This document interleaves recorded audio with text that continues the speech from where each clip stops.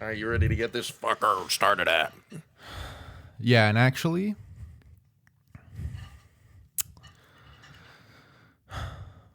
cowboy. Sorry. What was that? Sorry. What? Sorry, hold on. Okay. Whoa. I don't know what. I just feel like I fell out of consciousness with whatever just happened. I'm forcing you to dissociate. The only podcast where one host forces the other to dissociate. I believe the word is disassociate. Why don't you fucking kill yourself? Throw the slack, you fucking moron!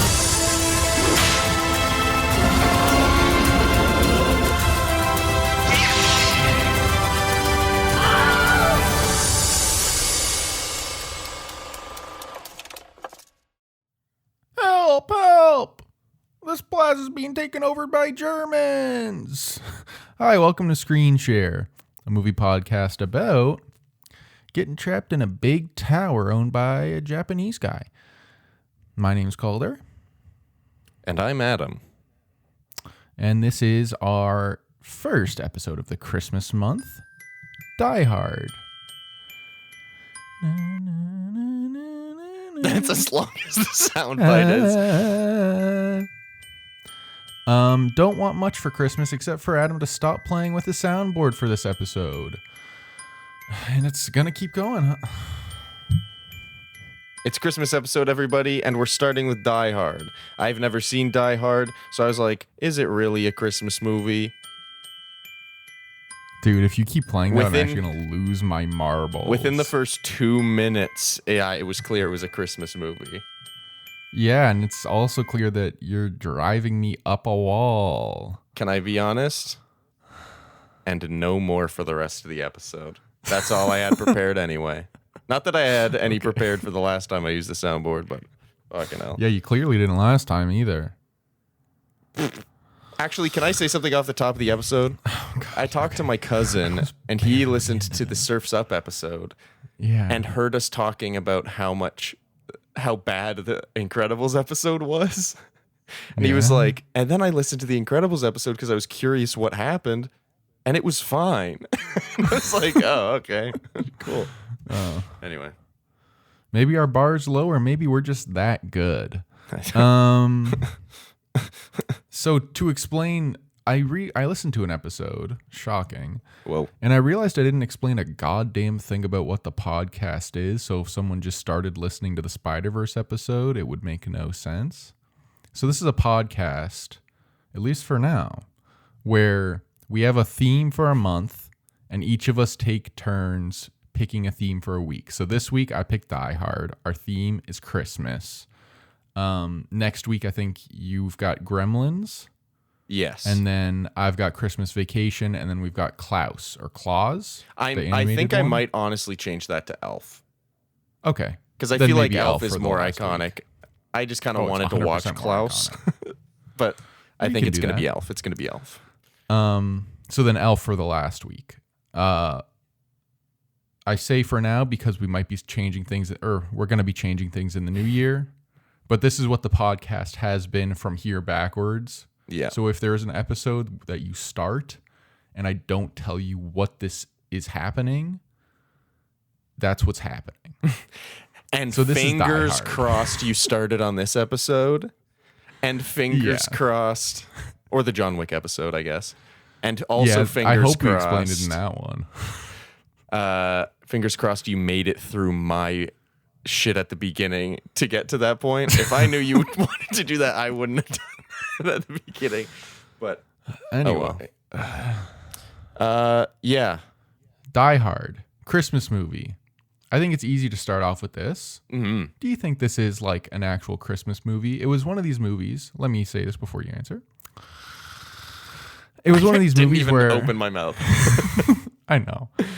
I'd seen it a bunch on TV, on cable. So I'd like know pieces of it. And obviously there's like the iconic parts of it that have gone through culture and like the iconic shots. But I was always kind of like, it's just a bunch of fucking loser millennials Yeah. trying to have a hot take about what a Christmas movie is. Yeah. But then when you fully watch the movie, it feels a little more like a Christmas movie. But I don't know if it fully reaches Christmas movie for me, if that makes sense. It does still kind of feel like a movie set at Christmas. Yeah, which is fair. Here's what I think. I think in this argument, there's two different types of people. There's the people who view a Christmas movie as a movie that is made to be a movie that you watch at Christmas about Christmas and its themes are about Christmas. Like an Elf or Christmas Vacation. Yeah, or It's a Wonderful... Actually, It's a Wonderful Life isn't it? At this point it is. But, like, it's not even really a fucking Christmas movie. But, like, then I think the other people in the argument are people who just see a Christmas movie as, like... To qualify as a Christmas movie, you have to be a movie that people watch on, like, around Christmas. And I think people do that because this movie is, like... It heavily features Christmas. It's not just that it's happening at Christmas. Yeah. It's still not a movie made to be a Christmas movie, I don't think. But it is a movie that's more than just at Christmas time. Because, like, Lethal Weapon is also set during the Christmas season. And I think so is Iron Man 3. And, like, maybe this has a smidge more Christmas in it. But it's not much. So it just like, I'm personally person number one, where it's like, I feel a Christmas movie it's like about Christmas and the thing of Christmas. It's not like just kind of set during Christmas. Because like, I think Harry Potter is a movie you can watch at Christmas. I was just about to say my side of the argument can be told just by like the fact that I think Philosopher's Stone is like a Christmas would you say movie. That's a Christmas movie? Or would you say it's like a movie to watch at Christmas? I think in my head, well, that's the thing. I define a Christmas movie as a movie to watch at Christmas. I don't see... I feel like your side... Now it's a your side, my side thing. I feel like your side of the argument is like Christmas movies are a genre. And that's what I'm judging Die Hard off of when considering whether it's a Christmas movie or not. Whereas I'm like, yeah, there is a genre of Christmas movies. But like, that doesn't mean that Die Hard isn't a Christmas movie. Because it's still a movie that is associated with, watched like at, and in the conversation of Christmas. You know what I mean? Yeah, I know what you mean. Like maybe it turned into a Christmas movie over time. I don't know. I think it was probably like obviously it's meant to be set at Christmas, and it adds there's some themes that like play into that, like the family getting back to bed together kind of thing. Yeah. But the thing that like was kind of weird. So Hillary and I went to see Saltburn this last weekend. Okay. And they played a little trailer for Christmas movies there. And we watch Boogie Nights together, right? Yeah. So you know at the end when Don Cheadle's in the donut shop and then the guy comes in to rob the donut shop? Yeah. One of the lines in there is like, oh, these are new donuts? What, are they themed for Christmas? And they put that in the Cineplex trailer for Christmas movies. And like 30 seconds later, 3 people get their head blown off and then he's covered in blood. And I'm like, sure, he references Christmas, but that's there's so many other movies you could pull from for something like that. Kind of ridiculous. So I was like, I'm sure that's just like a thing because they were like, oh, that's kind of a fun line to be like. Oh, honestly, they probably put a fucking like college intern in charge of making that little demo reel, and he just really likes Boogie Nights. And they're like, what's this scene from? And he's like, oh, that's Ocean's 11. And they're like, oh, okay. It's Don Cheadle's in both. But he's weird. But Ocean's 11 isn't a Christmas movie either. I know, maybe he says it in there. But like, I don't know. That was just weird. I just turned to it and I was like, in like 30 seconds, he's covered head to toe in blood. Yeah. Like, that's not a Christmas scene or anything. But he does get that money, though. He gets that bag. It's true. So I do think feel we've- like Die Hard's a bit more on the Christmas side than Boogie Nights, though. Oh, I wasn't saying that Boogie Nights is a Christmas movie. Okay, I was just I saying, know. like- I think you were using it as an example to say Die Hard isn't. I think some people just get liberal with it. Mm. And you know what I like to say? Let's keep things in boxes, okay? And maybe Die Hard doesn't fit in the Christmas box. You do like to keep things in boxes. You are an avid like mint condition like toy collector. Yeah. You like your toys. I actually sleep in a box all day. Yeah. I'm like a little vampire, except it's not for any reason related to being a vampire. When I It's came to mostly visit because you, I like to feel like I'm in the womb. when I came to visit you, I thought, oh, this guy's gonna look like he sleeps in a coffin. But I was surprised how not coffin like it looked. Oh, it's rectangular and sharp. It is Yeah. a sharp box. You do not want to touch that without a pair of steel wool gloves. What's it made out of again? That's right. The coffin? Yeah, Pure granite. Well, it's not a coffin, but like your bed, my box is my Your home. sleeping temple. your sleeping It's pure- temple. Yeah. It's pure granite and it's sharp and Yeah. there are razor edges on it. There's razor edges on it. And I'm raging in there all the time. There are disco lights. So Die Hard Yeah. is a pretty iconic action movie, and it kind of marks a bit of a change. I think partially started by Indiana Jones, but then like fully realized in Die Hard of action heroes being these more like witty, physically compact kind of everymen. Yeah. Where like Indiana Jones is like a guy who gets kind of beat up, he's downtrodden and stuff.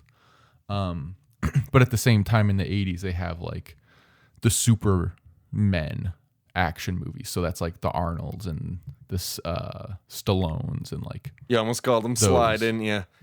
You almost I called him should've, Sly. but I haven't watched the doc, so I don't know if I got the Sly card. But like those guys were like kind of like The Rock is now. Yeah. Like The Rock compared to Keanu Reeves, who Keanu Reeves did benefit off this sort of like transition. Yeah. But like The Rock compared to Keanu Reeves is kind of like Arnold compared to Bruce Willis. Yeah. And the director of this movie, John McTiernan, I think his movie before was Predator, which is like Schwarzenegger in the jungle, all these big dudes. It's that where that iconic meme of like the two hands like doing the bro thing. Yeah. That's where that comes from. But he's like one of these. He's like a very famous action director who's like directed some incredible action movies, including this. I feel like this is probably his most heralded one. But then Hunt for Red October and then Last Action Hero, where he kind of like pokes fun at the whole big men action hero archetype. Anyway, I've talked for a while. No, you're fine. I do that all the time. What did you think about like this character type and seeing this like sort of prototype of a action hero in this movie? I like, first of all, how much he gets like fucked up. Like Yeah. at the end, he's so dirty and bloody and wet. Like he looks horrible. But like, I think that's good. Like, I feel like even like Keanu Reeves was the comparison for like John Wick, I'm assuming. And he does get like messed up in those, but it's usually like some cuts or like Yeah. stuff like that. Like Bruce Willis in this gets like, he's just, I think he's barely an intact human being at the end. Yeah. Which is kind of interesting because the whole time you're like, you don't think it can get worse. And then it does. And then it does. And then he cuts his foot on glass. Yeah. But like and I like how it shows him figuring things out and like keeping track of things, but also like not knowing what to do at the same time. Like it, because I feel like a lot of the time similar movies will show that the odds are really tough, and they'll kind of like show the hero doing something, but we only really find out what they're doing once it's like, oh, they had a plan all along. But like here it's like, no, we're watching him plan, but also seeing him be like, shit, I got no plan. I have no idea what I'm doing. And we even see him like kind of just chill out and not do anything for like a 15-minute portion of the movie. Standing. Yeah. Yeah, he just doesn't do anything. Because I guess in that situation, he'd be like, I can't really do anything right now. I'm kind of waiting for the cops to see what happens and like. Yeah. So I like, don't know what's gonna happen here. I think he's a really interesting, like, protagonist and like action hero. I don't know if I like love him. He's such a dick. He's like kind of a piece of shit. I do think that he has a bit of an arc at the end, but it kind of feels like he has an arc because he should have an arc, not necessarily because he got there. I think that's fair. He's like overcoming a lot, but it's not really related to what's kind of going on in his life. Yeah. So you're kind of like, at the end, it's like an action movie ending where it's like, oh, he's happy, and like his wife loves him again. But it kind of feels like they're probably gonna get separated again in like 2 months. Yeah, he's gonna want to go back to New York, and she's not gonna want to leave her job. I mean, I had a prediction because Olivia and I watched it together. I had a prediction like halfway through the movie where I was like, here's my end of movie prediction.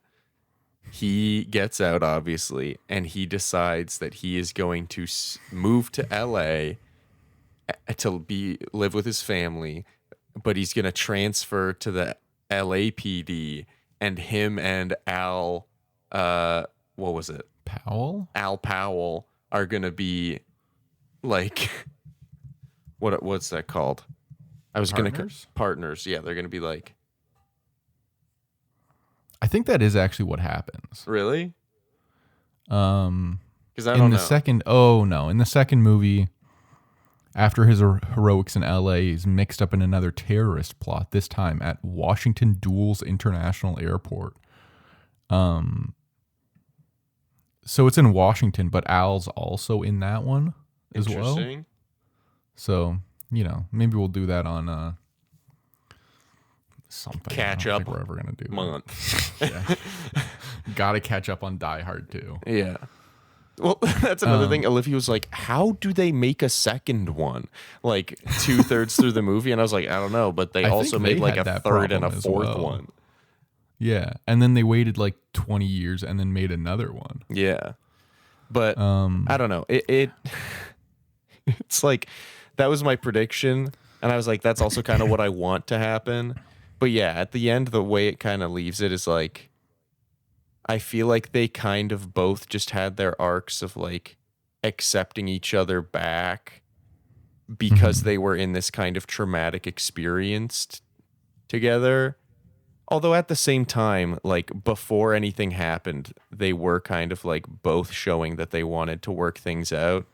It's just John was like still kind of in his head about staying in New York. But like he also immediately after was like, fucking idiot, why did you say that? So like, I don't know. But like him as a protagonist is very interesting. I do think he's kind of a piece of shit. I think I wrote down where is it? I said I can't even fucking find it.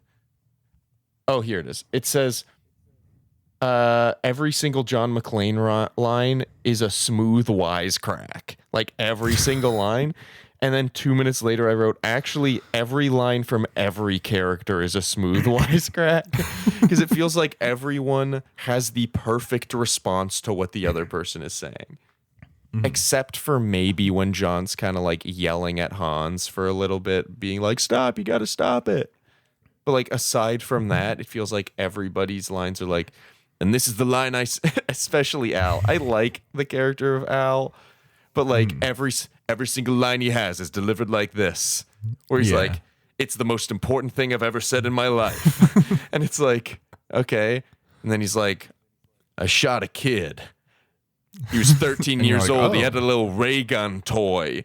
I thought they were going to give more context, like they were doing a drug bust and like one of like the cartel members' kids was there and he got caught in the crossfire or something. But no, it's just like I saw a kid with a ray gun toy and I fucking shot him, killed him. Yeah. And Olivia was like, he's not on the force anymore after that.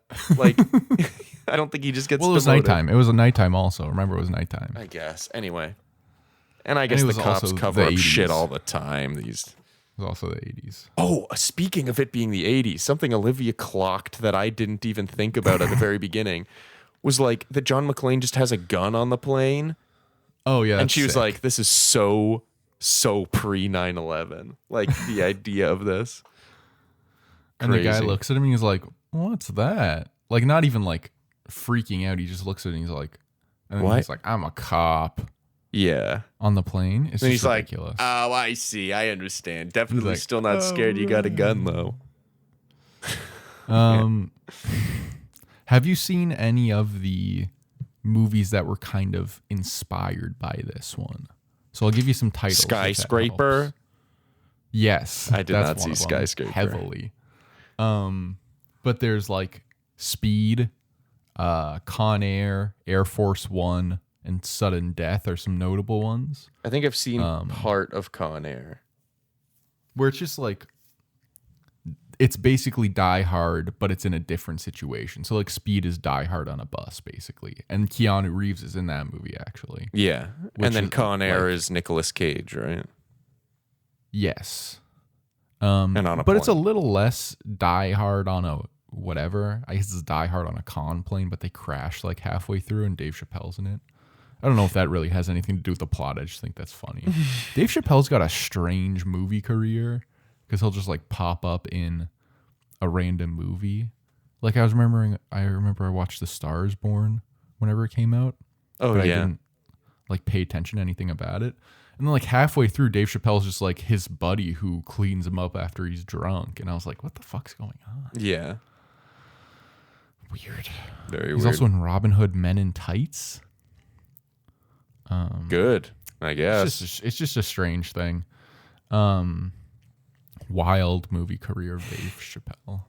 Thanks, Dave. But like Keanu's career basically got rejuvenated because this type of action movie became popular. Because Yeah. after Bill and Ted, he kind of went into a slump, and then he's got Speed, and then Point Break, and then you kind of like see him grow, and then there's a little bit of a slump again because he picks some dog shit, some bad movies, or gets cast in some bad movies. What? I thought 47 Ronin was really good. What about Bram Stoker's Dracula? Baracula. Fun fact, I've seen neither of those movies. So Yeah, I know. But I don't think any of them. I guess Speed is like B tier, whereas I feel like this is a kind of an A tier action movie. Yeah, with for just sure. how well the action is laid out, how meticulous a lot of the stuff is, but also how well it like. there's shows like the fact that John 6 McClane different doesn't know what he's perspectives doing. going on in the movie, which is which I love because it gives you so many perspectives. But like, also it doesn't feel like it feels like I kind of know what's going on at all times, and when I don't, it's usually answered in the next scene. Yeah. And I feel like that's just not something that action movies do anymore, where Yeah. they have multiple interesting plots. Honestly, when you said action movies don't really do it anymore, I was like, I don't even know if I can think of an action movie I watched recently. And the first one that came to mind was Bullet Train. And then you were like, I can't think of many that show you like a bunch of different perspectives and plots. Bullet Train is actually one of the few that does, actually, now that I think But of it's it. bad, kind of. I didn't think Bullet Train was bad. I thought it was like, Maybe bad's a little harsh, but it felt unrealized. It felt like the potential of the movie wasn't as fulfilled as it should be. yeah. It felt like 'Cause if there's, like- I read that script as like a leaked script, I'd be like, oh, that seems like really good, has a lot of potential. If they made that like right, that could be like insane. And then they made it like pretty decent. Good. Yeah. And also, like, why does it have to be Brad Pitt? Nothing against him, but like, because he's charming, he's cool, man. Yeah, I guess it's just kind of like, I think it's based on a comic too, and maybe the character's a little older. Sure. But it's like just a graphic novel. Don't put a fucking 50 or 60-year-old dude as your action hero. Tom Cruise, I'm looking at you. You know? But kind of on the sorry, you go. No, I was just gonna be like, yeah, put Timmy Shalley in there. But honestly, I was joking. We gotta put him in something good. Because Dune 2 got pushed. The Wonka reviews have been coming in, and it's seeming like people are kind of liking it. Although it is first reviews, the Wonka, and it's kind of in the zone of like can't tell whether they're actual reviews or if these are reviews coming from people who were given like premiere access and they're probably premiere access. Yeah. And the fact that it's only at like 67 on Metacritic is a rough go for it. Hey, but it's at like 80 on Rotten Tomatoes. Yeah, that means 80% of people would be like, yeah, you could watch it. I know. That's what Rotten Tomatoes means. I know. When it's like, when people are like, 100%, this is 100% on Rotten Tomatoes, does that mean it's the greatest movie of all time? And it's like, no. Like, it means 100% of most people like it. Like a shrug. Yeah. Like Endgame isn't a 95 movie. No. But it's like it's like 9 people out of 10 will be like, yeah, watch it. Fuck it. You know? Honestly, I feel like most movies that would be considered like greatest films of all time, like guaranteed would not have 100% on Rotten Tomatoes. I'm doing a little statistical study actually on Rotten Tomatoes right now. Ooh. For a little video I'm doing. And you would be a little surprised. Like in the top, like there are some good movies in the top, but they're like older movies. So I feel like the new good movies don't really get that kind of treatment. But the older ones do because you're looking back on them instead of evaluating them in the moment, if that makes sense. I get you.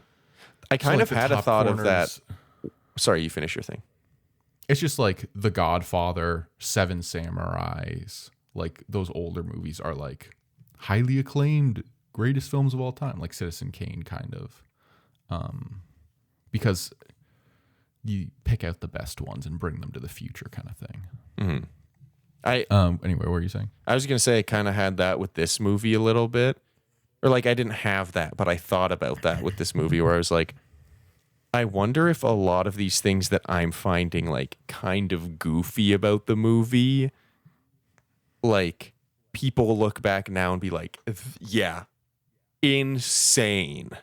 So good. It's because they like remember it that way and know that it's like acclaimed or highly regarded. So they're like, yeah. I guess I'm just explaining what nostalgia is. But like, I just thought a lot of the movie was like really, really goofy and like it's like really good, but it's really good like in kind of like under a certain roof, I guess, like in a certain sphere, if you know what I mean. I think that's kind of fair. Where it's just like, I think it's there. I don't know what it is, but there's something about it that is holding it back from being like so good. Where it's like, it feels like I love so much of it, but like, there's just like moments where I'm kind of like, oh, what else, you know? I think there's a thing with older movies where you kind of have to keep in mind, like, if something is really goofy and it's like one of these highly acclaimed movies, like with Casablanca or something, there's some shit that's like kind of played out in Casablanca, but it's because it started in Casablanca, where it's like, well, I don't mean things like in this movie, like tropes. I don't even mean that. Just like things that happen in the plot are just, you're just kind of like, but it's because like every movie has ripped that off. And like Die Hard is kind of a movie that has been ripped off so I guess much so. that the pieces that you see when you watch it kind of seem lame because you've seen them 100 different times, and maybe sometimes more interesting, but also sometimes worse. So then you're like, I'm saying you, but I'm not like actually saying you. I guess the issue is But that it's like- I to watch it from a perspective of someone who would watch it at the time it came out, I would have to have seen what they've seen up to that point, but not see what Yeah. I've seen since, I guess. But like, it's impossible for me to do that because I don't know. My brain cannot cut out only some stuff, but not other stuff. So the best I can do is be like, let's pretend I've never seen a movie, and I'm watching this movie, and like, it's really good, but there's still like, I guess I can't really attribute it to anything specific. So I guess I shouldn't talk on it too much. But there's just like I think that's a fair assessment though. Like, I think it's fair to be like, this older movie has some sort of like goofy stuff in it when you look back on it. But also it's just like, at the time they were getting the big boy action movies with like Arnold and shit. Yeah. And they like didn't have, like, there was, I don't even know if, I think Star Wars was over, right? When did Return of the Jedi come out? When this come out? No, when did Return of the Jedi come out? Like, what I know. year? Sorry, I was asking you when this came out, and then I realized you asked first, so why not just answer your question? Return of the Jedi came out in 83. Okay, so this came out in 88. Okay. So they're like done with Star Wars. I think Indiana Jones was close to ending, or maybe ending with Last Crusade. Yeah. Because like they were just in a completely different time where like they would just get these kind of like a lot of weird 80s action movies where it's just like big buff dudes killing foreign people. But then this comes in and it's like the character is vulnerable. It's sort of realist, even though it's not fully realist in terms of like how John McClane is reacting to a situation. And like, and the villain is like smart, and we see them work. yeah. And there's like, it's also we haven't mentioned it yet, but it's an incredible villain performance by Alan Rickman. Yeah. I forgot he was in this, and then he came on screen, and Olivia and I both went, Alan! But he's like, also, he's part of the reason why this movie is so like highly regarded now as well, because he's just like, Yeah. every line he says is fucking incredible.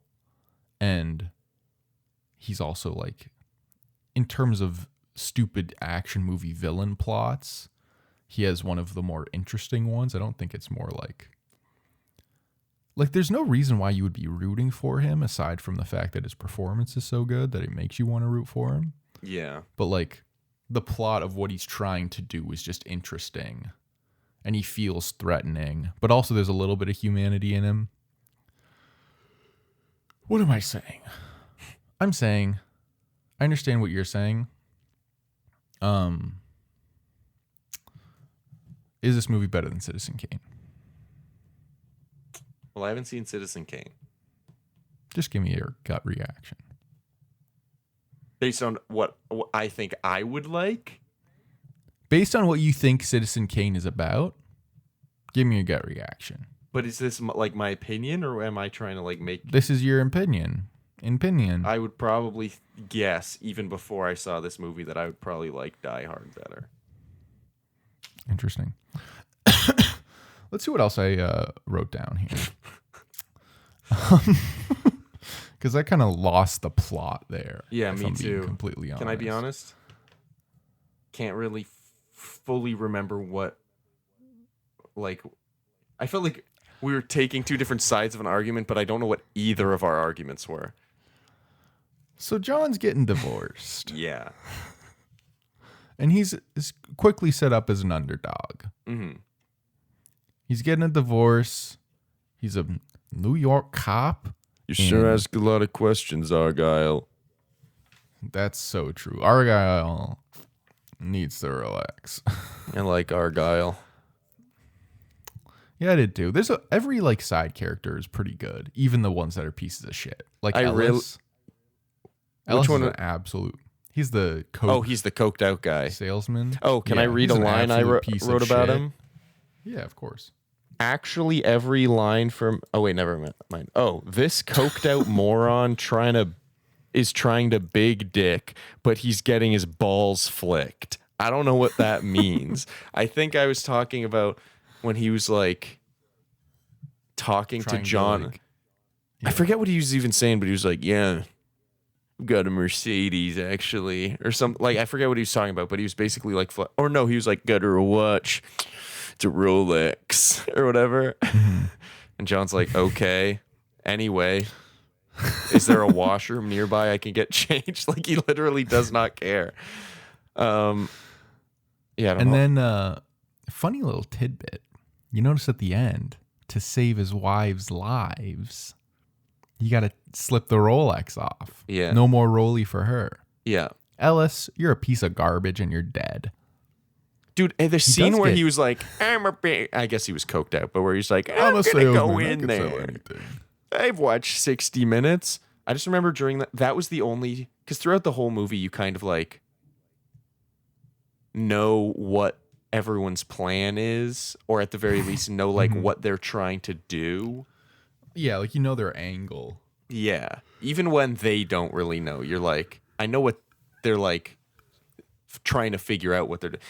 The only scene where I didn't have that was when Ellis was in there on the fucking phone. And I was like, what does he think is... Like, does he think John's going to be like, yes, I'm going to sell out the entire building so that these guys can like steal $600 million? And like, what are John and Ellis getting out of it? Yeah. Yeah. Is it just because he wanted a fucking Coke? I honestly couldn't tell you, but I think it's just because he's high. Yeah. Where he's waited for like 3 hours and he's like, I'm done. I like that John was like, what the fuck are you thinking, Ellis? We don't know each other. What, like... That's so ridiculous. Yeah. That's one of the scenes where you're kind of just like, it's stupid, but also there's a little part of you that knows like, someone's tried this before. Like, there's some fucking dickhead who's been in, like, some violent situation. He's like, I'm going to be the hero. Yeah. I'm going to talk him down. Yeah. And then he doesn't because he can't. And then may or may not be led out to greener pastures. That's also the only... All right. That's the only death as well where I'm like, I was like, just fucking shoot him. Where I was like, come on, Hans. Yeah, just blast him. Yeah. Start blasting. I love, well, two things on the walkie-talkies. We're on this is the walkie-talkie portion of the episode. We call it the walkie talk. That's interesting. I was going to go to the walkie zone. We don't need to name it. it's the thing. Well, I want you to make like a graphic. Oh, okay. Yeah, a graphic for the audio podcast for sure. Yeah. For sure. I'm not sure how firm of a grasp the film has on walkie-talkie technology. No. Maybe they were using something else and it was some sort of mysterious 80s technology. But like, they're talking over each other. You can't do that on a walkie-talkie. I learned this when I was 8 years old. Yeah. You got to wait for the other person to stop talking. You got to let go of that button. Yeah. I get it from like a movie dialogue perspective. And I do think it makes it more dynamic. So like, I guess who cares? But also at the same time, yeah, multiple times I was like, yeah. They'd interrupt each other and I'd be like, no, neither of them can hear each other. If this is actually happening, they're both holding the button down, can't hear each other. And they're both just yelling. Yeah. But I do love the like cat and mouse game between Hans and John with the walkie-talkies. Mm-hmm. Where he like kills the first guy, gets the walkie, and then starts kind of messing around with them. And then it like coalesces in the scene where they're face to face. And in my head, I thought they would figure out who they were because obviously we were seeing both of them. Yeah. But then realizing that neither of them knew who the other one was really. Yeah. Like I assume Hans kind of knew, but he still seemed shocked when he was told his name. Yeah. Was just like Well, I think he didn't know his name an at that incredible point. moment. What do you mean? When John McClane tells Hans his name is John McClane, doesn't he not know? Or no, he does know by that he doesn't point. know that is John. Yeah. Because Ellis, I think, tells him. Yeah. I So, forgot about that part, yeah. but like the way that it builds up to that scene, and then just like the tension of the scene when he like instantly switches to that American accent, which all the American accents in this movie are like Benedict Cumberbatch level, like not very good. Yeah. But that's just like an incredible moment, that switch and like that meeting for the first time. And John being like, because I think he assumed it was Hans, or assumed it was just like a member of his crew up there. Yeah. And then when he started begging for his life, you can see him kind of be like, "What?" So I guess he figures out that it's not just some random guy when he says his name and then sees it on like the board. When they're in that doorway, he sees it on like the office board. I think there's a bit of that, and also just a bit of like he's seen what the other guys kind of look like, not like physically, but how they're dressed and like all that stuff with the suits, Yeah. and liking the like foreign cigarettes and stuff like that, where he kind of knows he has an archetype. So then he sees Hans. Maybe he's a little convinced, but then sees the name on the board that he's taken. Of Clay, I think it is Clay. Yeah, Clay Mills. Yeah. And then that's when he like knows it's, or I assume he knows it's Hans. Yeah. Crazy, man.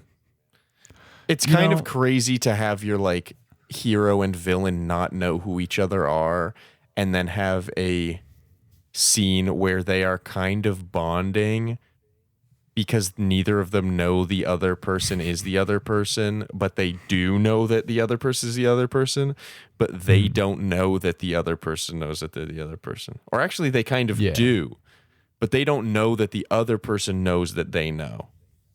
Like, it's just kind of insane like that, where it's like the energy of that scene is constantly changing with every bit of information that the characters learn and every bit of information that you learn throughout that scene. It's just like very good. It was very good. I don't know, man. The boy who wrote this movie can really write him. He can do that for sure. Are you seeing who it is? I'm gonna see who it is. I don't think it's someone like super famous that everyone listening would know. Screenplay by Jeb Stewart and Stephen E. D'Souza. What have they done? Also did 48 Hours. This is Stephen E. D'Souza. 48 Hours, Commando, Running Man, Hudson Hawk, and Judge Dredd. All right. And then Jeb. Jeb. Die Hard and The Fugitive, and then the Netflix television series Vikings Valhalla. And it's based on an action thriller novel called Nothing Lasts Forever. I did not know that, actually. I didn't know this was an adaptation. I do remember hearing that it had a different title at first. Because after we finished the movie as well, Olivia was like, "Why is it called Die Hard?" I was like, so I guessed that it was because in the movie, John McClane has decided, well, if I'm going to die anyway, I may as well die hard. And like and the way he dies hard is by going out swinging. Like, you may as well die like as hard as you can, I guess. That was my interpretation, I guess. I don't know. Maybe he was like bricked up the whole time. What? Maybe he had a boner. One of the guys looked like Jeffrey Dahmer straight up. Straight up Dahmer doppelganger. I wrote Jeffrey Dahmer looking ass. That's all I wrote in my notes. But like, he just straight up looked like Evan Peters as Jeffrey Dahmer.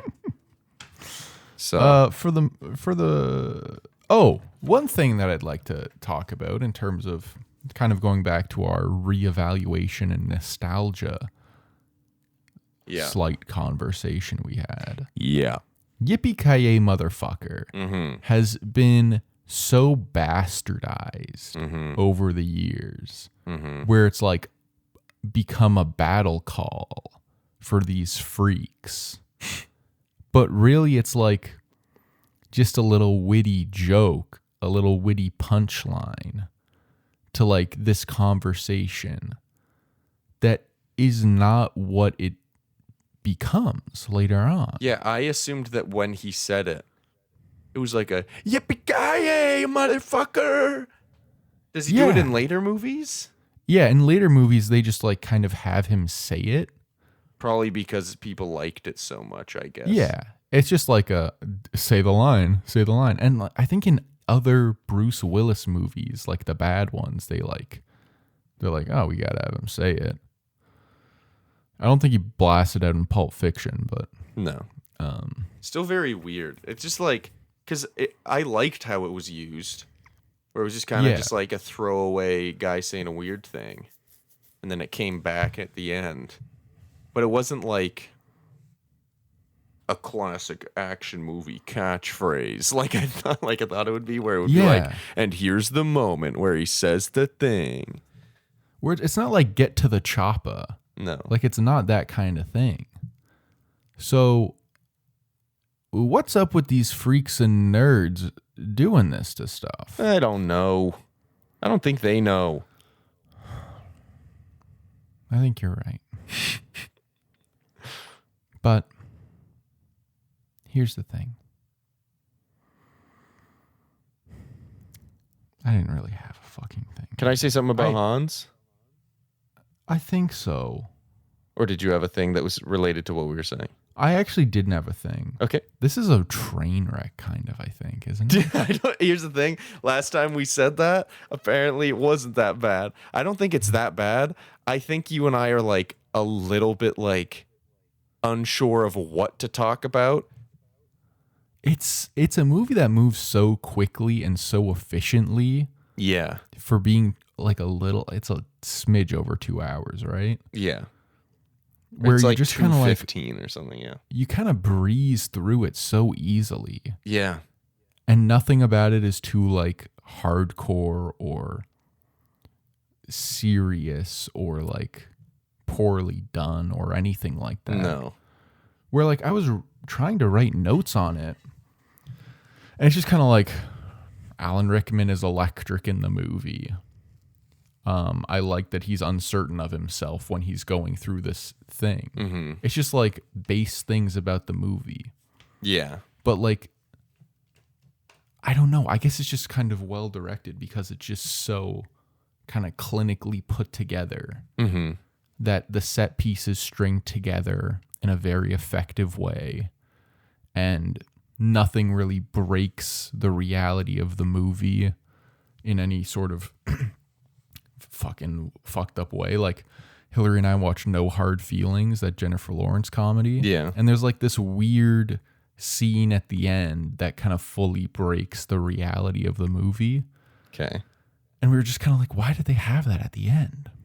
Like there's nothing really like that. Even when he's exploding an entire floor of the building. It still feels like Or, real. like- I think Yeah. because I think that's also why so many people connect it. Look at, like, my dad's a massive diehard fan.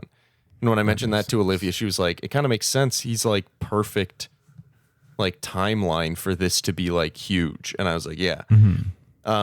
And I think, and that kind of just got us talking about like why men like Die Hard so much. And I think it's because John McClane in like this movie kind of perfectly encapsulates like just a guy figuring it out.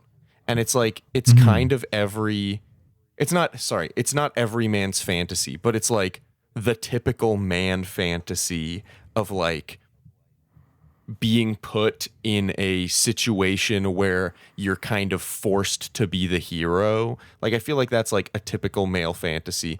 like I said, not every male's fantasy. That I mean, like, I think people understand what you're saying, where you like sit in class and you're like, what if something happened and I had to like do something? Yeah.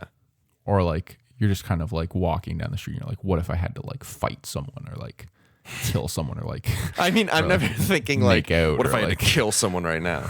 But like, I do think, what if like a car was coming at me and I had to jump over it with one foul hop? Sure. And I had to hop over it like a little bunny or rabbit. It is like imagining what if I was put into an exciting life, like situation. It's like why I'm always like, dude, if aliens came and they were like, okay, fuck off. It turns out, if aliens came to Earth and they were, for some reason, they were like, Adam, we want you to come with us. We have so much we want to show you.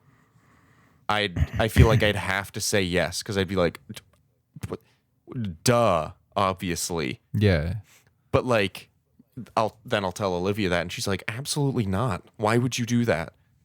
Why would you go away with aliens you don't know or understand to their weird place where you don't even know if you can live? Like, and you don't know what they're gonna. It's like, but something wired into my brain is like, no, but I would simply have to go. Like, it's not even a decision. Like, I would have to. I think it's the same with this, where it's like watching him be in his wife's like office or like the like break room or wherever he was when it started, and like not knowing what's happening, having to figure out what's happening, having to quickly think of a plan, and then going from there. And like the whole movie is him kind of having to like reassess the situation and figure out what the fuck he's gonna do and barely scrape by. And I think there's something admirable about that I think it draws people in. Even if he's not the most likable guy, it's like you can still kind of live through him by being like, oh man, that's probably the decision I would make in that situation, I guess. Although some of them are like, not a fucking chance. I'd probably let myself die before I even try that. But yeah, it's just like, and he's also like a flawed guy as well. Like, I know we think he's kind of a bit of an asshole, but imagine like 40 years ago. Imagine a dude 40 years ago, and then him seeing a guy, an action hero on screen, be like, I fucked up that interaction. And like showing the part that dudes 40 years ago didn't really show. Yeah. Where they like regretted how they talked to people. Yeah. You know? Well, like I imagine I know nothing about the movie Skyscraper. But I imagine in that movie that the biggest flaw The Rock's character has is probably that, like, or he probably doesn't even have a flaw. The thing is probably just that, like, he really wants to see his kids. You know what his flaw is? What? He's an amputee. Oh, fucking, I forgot that. Remember that? Yeah. But here's the thing, he probably overcomes it perfectly, and there's nothing wrong with him. Like, and it's probably, I mean, flaw like character flaw. I'll take a scan through the plot, but I bet you there's not a single flaw. Well, that's the thing. The conflict from John McClane comes from like, he is a guy who's never really done things right, but now he has to do everything right in order to get a chance to try again. You know what I mean? Whereas like, I guarantee that in Skyscraper, it's just like The Rock is like the perfect man, aside from being an amputee, but like as a character is flawless. But like he probably has like a wife and a kid that he's got to get back to safe.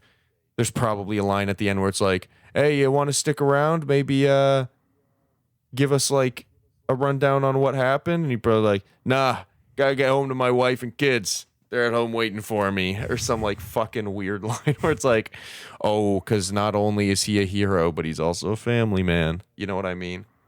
It's like, yeah, he's got a wife and he's got a child. Yeah.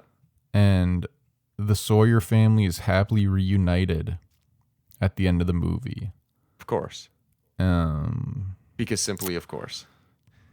Yeah. So that's the thing. And we've talked about this with The Rock before. where it's just like, Yeah, where he's or no, like a you nothing. talked about this. Are you about The In Rock my before WWE in your movie. WWE video. If you guys want to watch Calder's video on the WWE, go to his YouTube channel, Calder Amos Wood on YouTube. It's actually very good. But Is it? yeah, I got some notes, but like I think it's good. Yeah, I got some notes too. But like you talk about it in that video, how like The Rock doesn't really have that like, I don't know if it's emotion, but he doesn't have that like flawed character. Like he doesn't have a hump to get over. That's probably why they made him an amputee in the movie, so that he is forced to have a hump to So get over. he had to like kind of limp a little bit. Yeah. During the movie, but then he's probably like, "That's a pain in the ass. I'm just gonna be able to take the gorilla that's 40 feet tall." Yeah. In Rampage. Yeah. Dude. Yeah. It's just like, I think the fact that Bruce Willis is physically vulnerable and emotionally vulnerable in a way in this movie, Yeah. just like adds to it. Well, especially And with makes him, him like, such a talking great to Al character. over the radio. Like their Yeah. like connection throughout it, them not even really knowing each, like, man, it's corny as hell. But like at the end when they see each other and they're like, they don't even say anything, they just embrace, and it's like, I guess they knew because they like saw that they were both looking for each Also, other. he's like the most fucked up a person has ever looked. I guess so, that as well. But like, I guess this is the time where I say it. Olivia is like, so I wrote, Olivia thinks John and Al are a little, like, might be a little bit, there's a little homoeroticism there. And I said, I think that it's just like man love. Like it's like their relationship is like bro dude man porn. You know what I mean? Whereas like, she said, this is her note that she wrote after I wrote, Olivia thinks John and Al are gay. She wrote, not gay, but rather there is a clear homoerotic tension between them. The longing gazes, the quiet understanding. You edit this differently and it's straight up romance. John McClane is a goddamn queer icon and I'm sick of people pretending he's not. So I think that might be a little far, but I can see where she's getting that. But like, I kind of just love that like they open up to each other over time. I do think that like Al being like, yeah, I shot a kid is a little weird. I think adjust the script a little there just to make it a little bit more like nuanced. Yeah, just maybe don't make it a kid. Yeah. Or make him like a 17-year-old. You know what I mean? Where it's like, well, that's what I'm saying. Just like, yeah. At least a 17-year-old, it's like, okay, yeah, that's still a kid, but like you could justifiably be like, he was hanging out with the wrong crowd, something happened. Being like, yeah, I shot a 13-year-old gun because he had a little, or a 13-year-old kid because he had a little toy ray gun, looked real. It's 13-year-olds are tiny. Yeah. I just Imagine think being like, change the age and you're fine. yeah. Just say I shot a guy and it turned out he didn't have a gun on him. Yeah. Like I thought he was reaching for a gun and he wasn't. Yeah. I think they went for the shock of I shot a kid, but like for Olivia and I, it kind of made us laugh because we were like, what? Because we were really liking him up to that point. And then it was just like, not that we didn't like him after. It was more just like it kind of hung over his character after that. Anyway. Do you have anything else to say before we get into questions? Yeah, let me just do a quick peruse of my notes, see if there's anything. I just like Argyle. I like that he can kind of listen in throughout, but Dude, can't and really he's do just, anything. Like, drinking in the thing and hanging out with the teddy bear and like calling women. Well, dude, can you imagine just like hanging out in a parking garage for like an hour and a half, 2 hours, and then all of a sudden you turn on the TV and it's like the building you are in is part of a terrorist takeover. Ridiculous. Yeah. Anyway, and then he kind of crashes into the other guy who's like part of the crew that I like the tech guy. I like him a lot. He was good at his job. Yeah, he was good at his job. Very And good at his job. there was a moment where he was listening to John and Al talk over the radio, where he was drilling and Hans was like, don't stop drilling. Don't stop for anything. Like, just keep drilling. but he stopped drilling to listen to John and Al talk, and it looked like he briefly was like had a moment of questioning and then went back to drilling. Doing? Yeah. Like, I think there's a little bit of conflict in that character, which is interesting. Anyway. What else? Oh, I love how prepared Hans's crew are, but also kind of how messy they are. Like, they know exactly what they're doing, but like when the guy who looks like Jeffrey Dahmer is like cutting open that electrical panel to do some wiring stuff, he's doing it so messy. He's not like precisely cutting exactly like with the chainsaw. Yeah, or not with the chainsaw, yeah. with the little buzz saw. When he's just like opening the thing. Oh yeah. He's just like he jams his hand into into where the hinges are until it falls off, and I'm like I don't know. I kind of like how messy they are. I like that when the first guy dies. I guess Jeffrey Dahmer's the first one that dies. I'm just calling him Jeffrey Dahmer. When Jeffrey Dahmer's dead and like in the elevator, the first thing Hans thinks of is like how they're gonna tell his brother. Like his first thing isn't like, oh shit, where is this guy? We have to do something. It's like, oh, we gotta like, how do we tell Gunther? yeah, and it's like, okay, so he does care about his crew, it seems, even though like he doesn't really show any sadness or remorse when they die. They're all a bunch of psychos too. The police captain is a piece of shit and sucks. Yeah. And the FBI guys suck. Yeah, but the FBI guys suck kind of for jokes. Yeah. Where the guy's Police like, captain is oh the bad yeah, guy. I'm gonna pop these guys. If you're gonna feel like this fucking other mission I did. And the guy's like, I was in junior high. It's like they're just kind of like feel like nom. yeah, they're like Relax, comically brother. assholes. Whereas like And they got Johnson and Johnson. You think that's about medicine? yeah, I think definitely a commentary on medicine. But yeah, the police captain sucks. He's just a piece of shit, and took Al's like credit for Al's idea, which is he sucks. Glass in the foot was bad. I hated it. I hate it. It sucked. Yeah, and it looked good too. Yeah. Like the way they did in the movie, it looked realistic. Well, yeah, because Olivia and I were both like, I don't know if I want to look. And then when he was like dragging his feet in the bathroom, I was like, it's pretty bad. And Olivia was like, oh, but it's just blood. And I was like, yeah, it's not that bad. And then they cut to him like cleaning it out, and there's a bunch of glass in his feet. And I was like, oh no. Yeah. It was pretty bad. I get that with Grey's Anatomy a little bit sometimes, where like a lot of the shit looks like dog, but then every once in a while they'll get like a really good prosthetic, and you're like, Jesus Christ, what the fuck is that? Yeah. But most of their Yeah. prosthetic budget and like makeup budget goes into getting just the I'm holding a heart in my hand, give me the other heart, like those kind of things. Yeah. Or it's just like they're like just showing like half of someone's chest. Yeah. And like there's no movement or anything, and the skin's one texture. And you're like, okay. Yeah. Or they have like some of the worst CGI you could imagine, aside from late season's Flash. Yeah. Dude, those DC shows, the CGI went What, the CW off, shows? Fuck, yeah. Went off the deep end. Yeah. Anyway, I think James Gunn will they fix it just all. realized we can do this. So they Why did. would we? What else? Oh, my last note was just in all caps that this movie is so theatrical because of Al.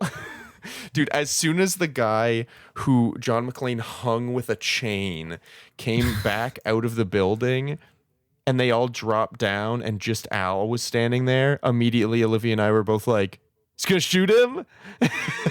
Because it was like, and then they did it in the most slow motion, like zoom focus, like theatrical thing possible. And it was so funny. This would be a good one to go see when it like replays in Cineplex. Oh yeah, it was so funny because like I equally wanted to cheer because it was like, oh my goodness, he got over shooting a kid and now he shot the bad guy with a revolver. You're like, well, number one, why does he have a gun? Yeah, he said he shot a doesn't kid. carry a gun on him anymore. He's got a revolver. Maybe he's got a little pocket pistol. Maybe. But like, I don't know. That was just so funny and theatrical.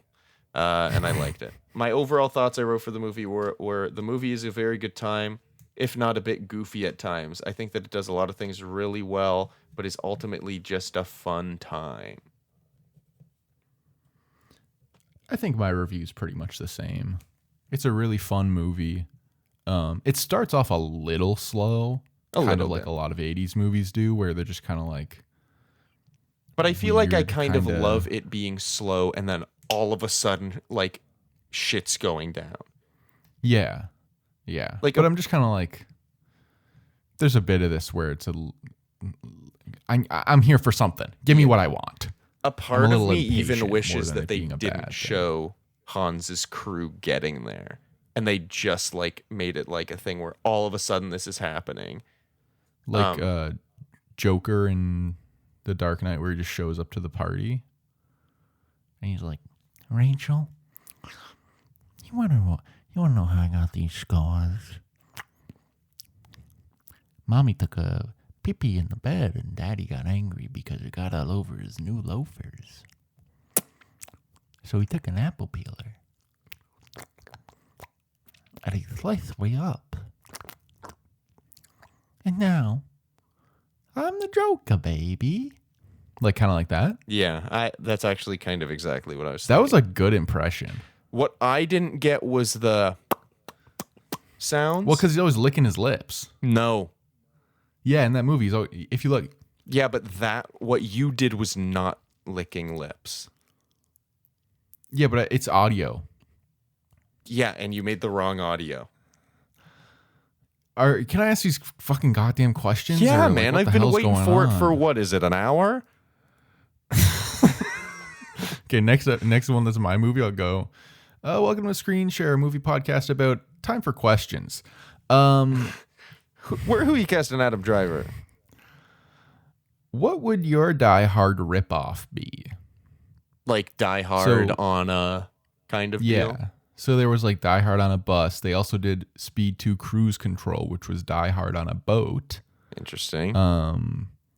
There's obviously Con Air. There's Air Force One that was Die Hard on a plane. Sudden Death that was Die Hard in a hockey rink. And I think The Puck was the bomb, or maybe that's just from The Office or Austin Powers or something. I think that's from The Office that The Puck is the bomb. Threat level midnight. Can I pitch two? Of course. You can do whatever you want. Die Hard on a train. Because I do love a train. Unstoppable or Nonstop. Or maybe, It's got Chris Pine in it with Denzel. Oh, right. Yeah. I think that one exists. So the reason I came up with two was because I was like, it's probably been done before on a train. So the other one I have this is the one. Is Die Hard on a space station. Where it's like, I think he's got to like go fucking out into space done. sometimes. I think that hasn't fully been done, so I think you're safe on that one. Oh yeah. Where it's like, there's obviously the aliens and stuff where it's like contains space station stories, but I don't know if there's been an action movie, action terrorist movie. Yeah. In space. Because I guess I've seen kind of hints of similar things. I bring it up all the time. In Star Wars The Clone Wars show, where like, yeah, I'll get a mini version of something like that for like 10 minutes in a 22-minute episode of something. Like there's because like the Empire or something will board a ship kind of thing. Yeah, or like there will be space pirates that like, yeah, like that kind of thing. So like I've gotten hints of that, but I feel like a fully fledged action movie where it's like straight up like on the International Space Station. But like, I don't know. I'm just throwing something out there. Like Russians have like taken. I wonder why you'd pick them. Taken over the space station, and there's like one. I don't know. I wouldn't want it to be like an American. Like that's kind of boring. Make it literally Chris Hadfield. Cast Chris Hadfield as the action And he's hero. playing the guitar, and he kills all of them with guitars. Yeah, he kills them with the sound of music. And he at the very final kill is him using the anti-gravity. I don't know anything about gravity, but he has the Sound of Music disc between his fingers, and he flicks it at someone, and it goes straight through their space. I hit myself in the face. Straight through their spacesuit helmet into their head. And kills them. That's the last one, and it's the Sound of Music DVD. Can I actually pitch something based on your idea, inspired by your idea? Of course. He flicks the Sound of Music CD, but it doesn't go through their space helmet and into their head. It just like goes into their helmet. So like cracking it, and then you do a close up of the guy. I don't know whatever the fucking final guy is in this hypothetical movie. Yurgi. And like the pressure from space is slowly like starting to make the crack bigger and bigger, and he realizes, and then he like screams, he goes ah, and then it's cut as you see it fucking explode, but it's a shot out in the vacuum of space, so you don't hear it. You just see it, but you get the scream for a moment. And then Chris Hadfield sits on the outside of the space station, and then music keeps playing his rolls. guitar. But we don't hear the song because it's in space. It's just him playing, but it's silence in the theater. But what is he playing? If you slow it down, The Hills Are Alive with the Sound of Music as the space shuttle comes to pick him up. The Canadian Space Shuttle. Who's driving the space shuttle? Our friend, Greg. Yeah, Animal Casa Greg. What would my Die Nobody Hard steal on that. whatever be? We could write that. Yeah. We could do that. We could sell that. Yep. We're both in need of money right now. Yep. What would my Die Hard on be? What am I doing a lot? Like, what would I want a terrorist to kind of like come and mix up in? A mid-level apartment building. Yeah. So the terrorists are taking over the Have they done a 3-story apartment hospital? building. Not that you're don't like in a know. hospital. I just thought because you work for a company that does medical equipment. I saw there's an episode of Grey's Anatomy where there's a shooter that comes into the hospital. It's kind of similar. I guess. It's actually fucking good, that 2-part episode. Actually, I guess There's like a handful of Grey's Anatomy episodes that are cinema. Yeah. I feel like your Grey's Anatomy is like my Star Wars: The Clone Wars. Yeah. I think it's about the same. Maybe just Die Hard on like on some sort of like I feel like maybe some sort of Star Wars contained story Die Hard thing would be interesting. So basically where it's like Die Hard in an embassy in Star Wars. Oh yeah.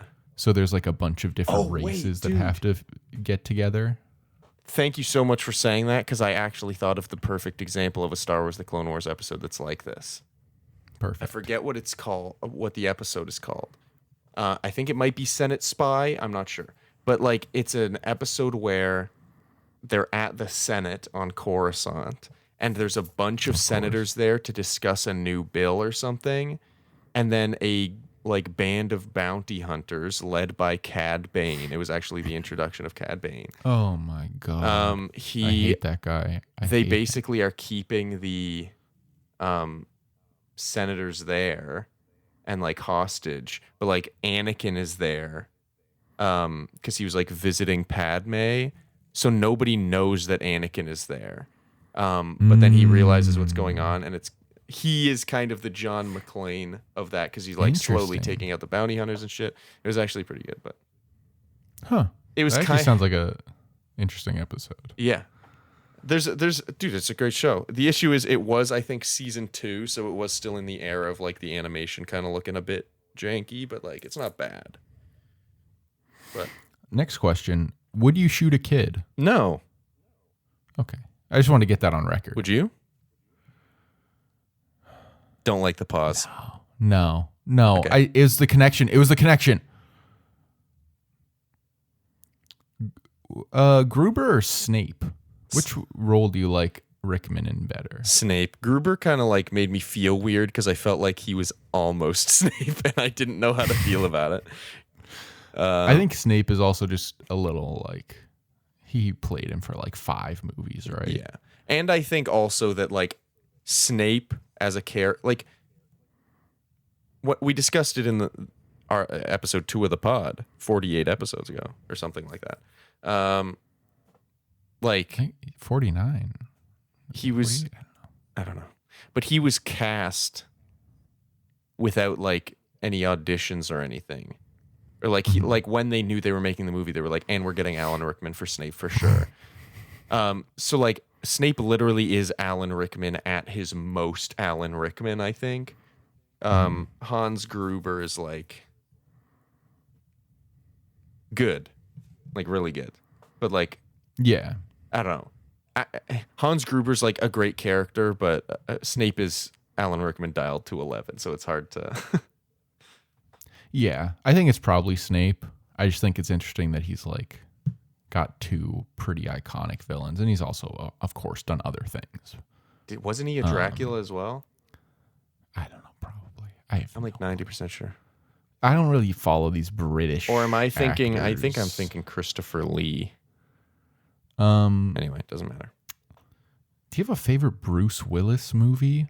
He's kind of an actor who's lost to our generation. Let me look at his IMDb. Around the time that we sort of started being conscious of things, he was already making dog shit movies.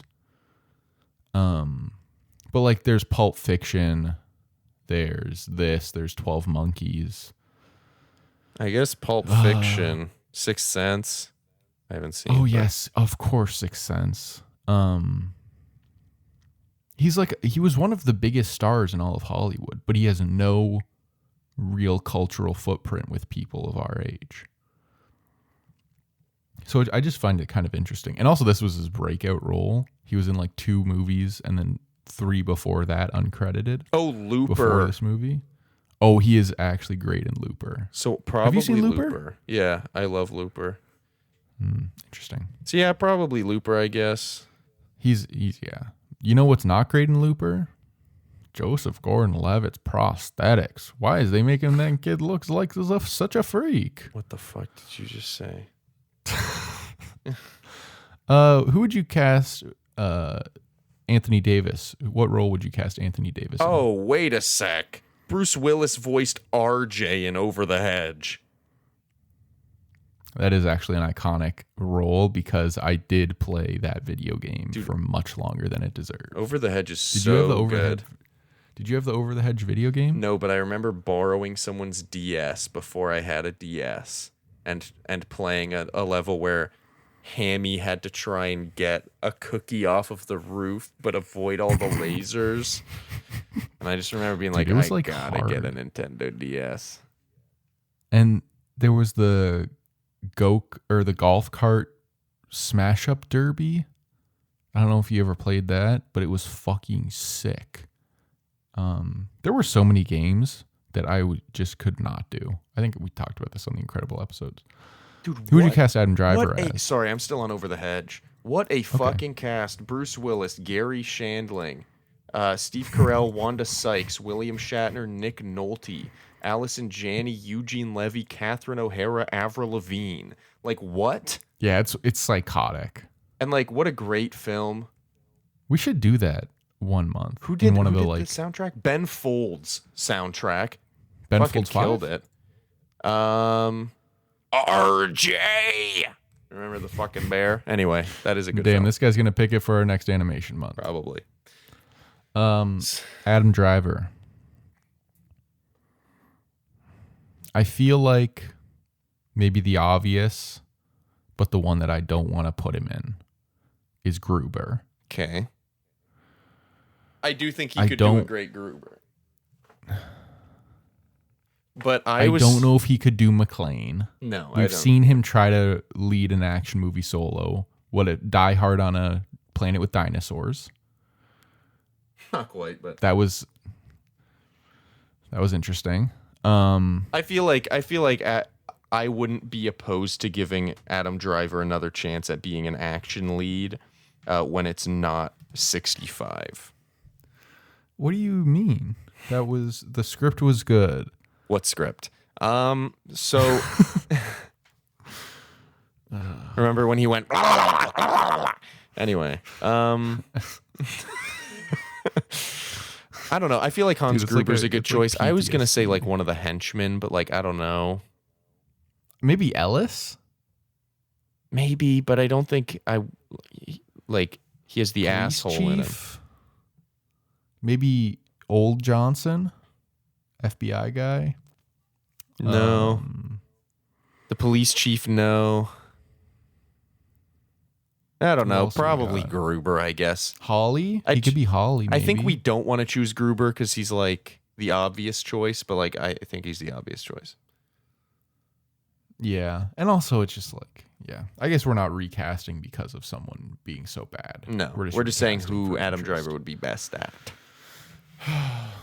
Well, it's now time to do the thing that happens. Ranking our 50th episode. Will this be 1? Will this be 50? We're about to find out.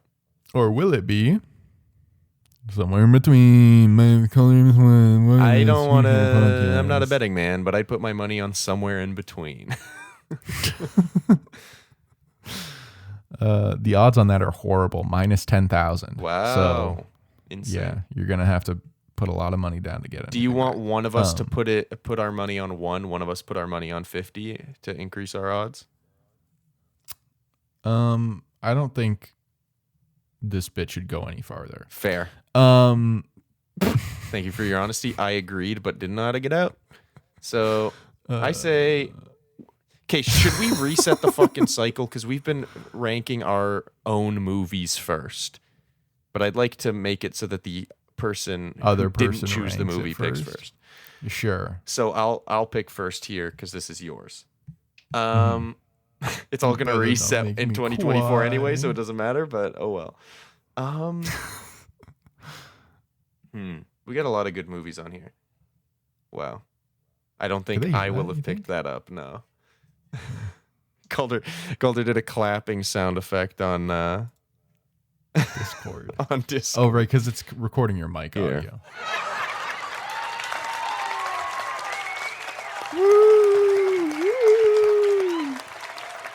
Okay, just pick where it's going. It's been going too long. It's a hard one. Thank you. It's a hard one.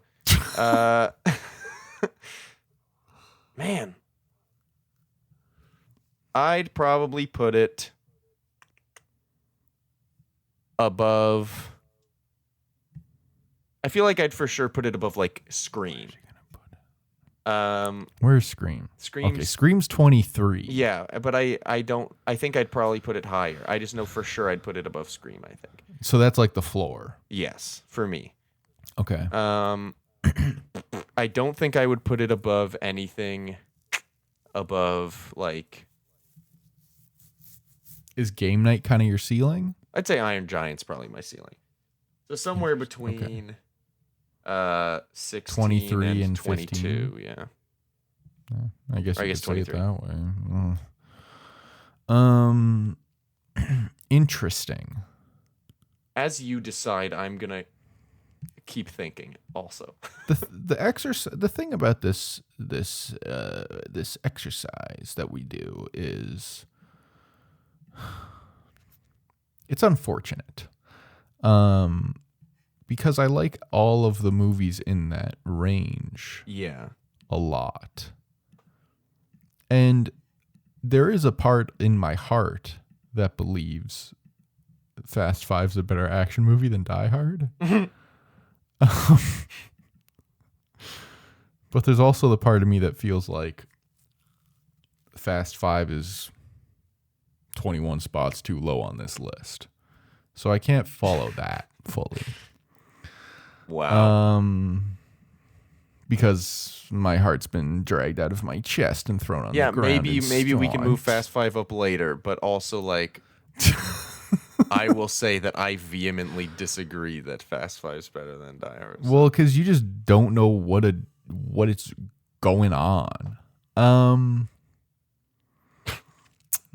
I don't want to be that guy to like do this, but I feel like Fast 5 is good like the Avengers is good, whereas Die Hard is good the way that like A Batman movie is good. Or like The Dark Knight. I don't know. The Dark Knight is overrated. I do think I think I'll put it.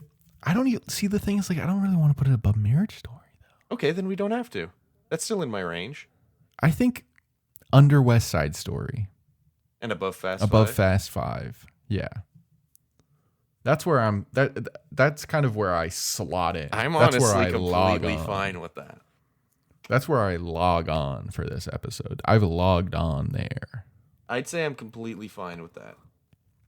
Because honestly... You would say that? Yeah, because honestly, now that I'm thinking about it, I would definitely not put it above Silence. Silence as a movie has aged very well for me, I think. Mm-hmm. Like a fine wine. Yeah. So that kind of But shortens the range I'll anyway. say this. Fast 5 will age like a nice slice of Gouda cheese. Very Cheese still well. gets moldy, man. Yeah, but aged cheese. You ever had a 15-year-old slice of cheddar? No, mostly because mine gets moldy after about 2 weeks. Relax. That's not what I'm talking about. 15-year-old cheddar is good. And that's what Fast 5 Have is. you It's had a cheddar 15-year-old cheese. cheddar? I don't know. I think so. All right. I've been to some fancy places I did not want to be for I'm completely fine to sometimes, put it and I at eat a lot of 22, cheese. where you said. You want me to type it in, or should you type it in? Just did. So that's Die Hard at 22, and he typed Guard. Thank you. Okay, watch your language, brother. That's Sorry, finished sorry, for sorry. something horrible. So Die Hard at 22, below West Side Story 2021, and above Fast 5. I feel like I cannot believe Fast 5 is basically dead center in this list. it's a billion above. About Time is literally the middle of the list, Yeah. and I don't know what I think about that. Like you think it should be higher. I don't really know. It just feels Well, here's the thing that I've come to realize. As we've discussed many times, we mostly don't pick bad movies. The Batman, we both like a lot. It's at 36 out of 50. Even Yeah. movies like Willy Wonka and the Chocolate Factory, 38. Weird the Al Yankovic Story, honestly. Like we both liked it's at 42. The Karate Kid 2010, we both talked about kind of being shit, but us also liking 43. Like what about That Awkward Moment? shit, Right? garbage, We both were ass. in on that one. I cannot it's above believe 9. 9 is below That Awkward Moment. I don't know how that happened. I didn't change this. Okay, can I tell you something? I've talked to some people about how they listened to the 9 episode, and they've talked about how you literally sounded like you would have rather killed yourself than been talking to me about the movie 9. Well, maybe I would have. So like that's how it's below the That Awkward Moment. Anyway, the point I'm trying to make is most of this list is good movies, so I don't think we can get hung up too much on like a movie being a certain number on the list. We have to focus on like it being in relation to the other movies. Like Die Hard being at 22 doesn't mean it's like a middle of the list kind of movie. It just means that it's better than the movies below it in our opinion and worse than the movies above it in our opinion. I think one thing that is going to annoy me, and we can end on this, is that by the end of this full calendar year, we're going to be at 53. Why does that bug you? Isn't that just, it's just kind of like we're just one off from it being 52. It should have been 55 because we missed 2 weeks. Yeah, which also would have felt better. Yeah. We're just at 53. And Well, maybe if 53 's you kinda didn't get gross. fucking married, you selfish. You want to go back and do those? We could do those this month. No, definitely not. PB and what was it? I don't forget what the other one was. Made in Manhattan or some shit. Wait, what did you say? Oh no, Marry Me. You chose Marry Me. I chose Princess Bride. Those are the two we didn't do. Maybe we'll do them at some other point. But yeah, I do also kind of wish that we were ending the year on 50. But that's not really how math works. I'm not too bummed about it. We were thinking about doing like something special for 50. But like, why? We're doing something special at the start of the first week of December. Yeah. So instead, we're just going to do something special for a year doing the pod. But also don't get your hopes up. That's a fantastic way to end the episode. Wow. All right. And that was the Die Hard episode of Screen Share. Yeah. If you like it, follow and download or something, the podcast, share it with your friends. Also, I didn't check this with Adam, but I hope it's okay. If you want to subscribe to my YouTube thing, because I'm working on some videos. I'm all for self-promotion. That'd be cool. Yeah. The one about WWE wrestlers turning into actors. I think there's some weak parts, but I think it's overall decent. And then there's some other stuff on my channel too that you can watch. Can I? Sorry, you go first. I am Calder. I am Calder is the @ because they changed. So. They changed to an @ system now. Yeah, and some fuck keeps taking Calder on all these social media websites, and I am getting sick of it. Yeah, I get it, man. If you'd like to subscribe to my YouTube channel as well, it's at I'm a Dumb.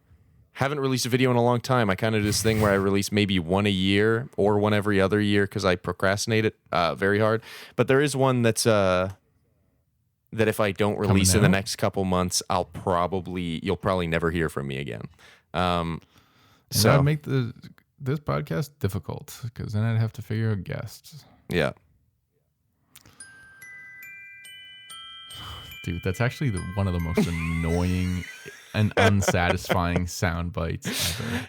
It's literally the beginning of the song, and then it stops. It stops right before the satisfaction. Yeah.